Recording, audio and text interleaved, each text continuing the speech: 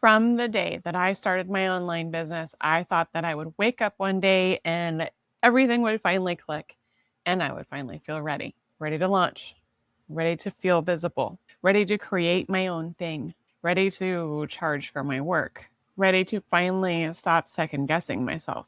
And every time that I got close, I would find one more reason to wait, one more course, one more coach, one more certification, one more thing that I needed to learn first. And the crazy part, every excuse sounded responsible. It sounded smart. It sounded mature. It felt like I was being coachable. But looking back, I wasn't preparing. I was postponing because I believed 3 lies that kept me stuck for a really long time. And if you're waiting to feel ready before you move forward, there's a good chance that you're believing them too. If we haven't met yet, I'm Ashley. I help women over 40 stop second guessing themselves and start to build an online business that actually fits their life. And the 3 things that I'm about to share with you are all lies that I personally believed for years. This was my favorite lie because it felt productive.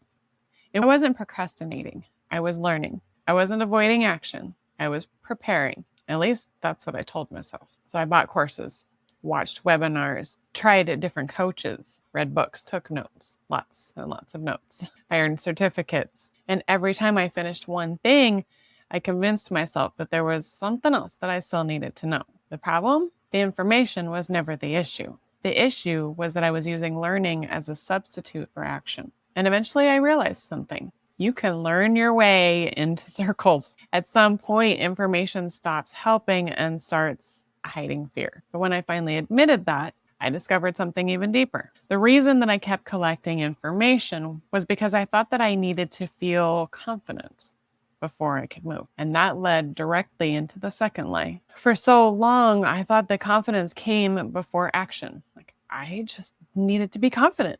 I thought the confident people felt different. I thought they knew something that I didn't. I thought they had some kind of certainty that I was missing. But then I started to pay attention to the women that I admired. I noticed something. They weren't moving because they felt confident. They were confident because they kept moving. Confidence wasn't the prerequisite.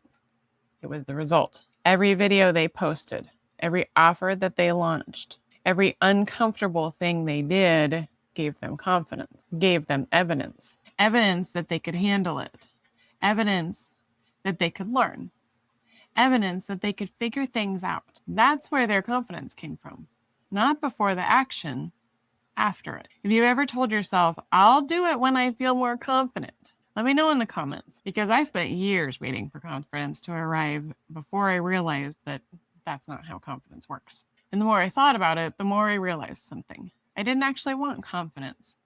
What I wanted was certainty. I wanted to know that everything was going to work before I even tried, before I even started. And that was the third lie. That was the hardest one for me to admit because confidence wasn't what I was really looking for. It wasn't clarity. It wasn't information. What I wanted was a guarantee. I wanted someone to tell me this is absolutely going to work. I wanted certainty before I moved. But business doesn't work that way, right? Life doesn't work that way. There are no guarantees.